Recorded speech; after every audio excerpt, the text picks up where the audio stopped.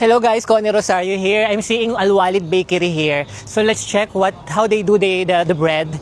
How they do the bread here in Al Walid Bakery. Hi. How are you guys? Fine. Oh, it's so hot here. So this is Al Walid Bakery, guys. So this is the way how they are doing the bread. This is what is this one name? What is this one? Kabus, kabus. Yeah, it's called kabus. See how you do the kabus? So see, they have the hole there, and look. Then they will put it inside. See how they do the kabul, and then kabul. Huh? Afghanistan. Ah, okay. This is Afghanistan. So malum. So this bread, what name? What is the name of the bread? Kabus. Kabus, roti. Ah, Pakistani roti, Afghani roti. See? Aywa, see? More. It's hot inside, right? Yes. See? How they do? Yeah, see? Then inside have like this. See? There you go. Yeah, hi. What's your name? Muhammad Al-Sham. Yeah. How long this bakery here? Al Walid Bakery. You are from Afghanistan? Yes. Afghanistan.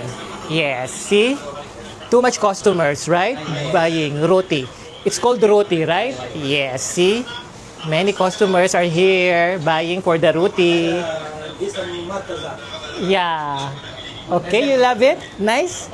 This roti nice? That's very nice. Aha, okay. People are Afghani, Afghani. yeah.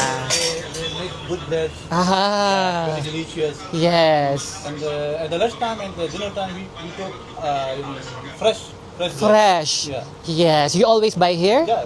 Oh, Yeah, see? very good customer here. Aha, thank you. They have a lot of customer here. So, it is located in Musapa 11, right? Yes, Musapa 11 Al Walid Bakery. See? They are selling good roti. Other name for roti? Other name for this? Kabus roti. Normally Arabic Pakistan eating this kubus, right?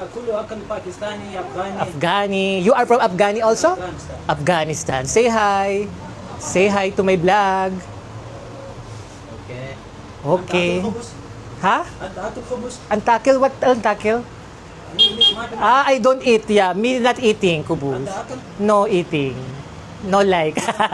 Only rice. Philippine. Yeah.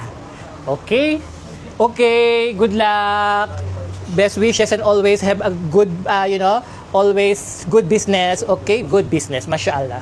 Alhamdulillah. Bye-bye.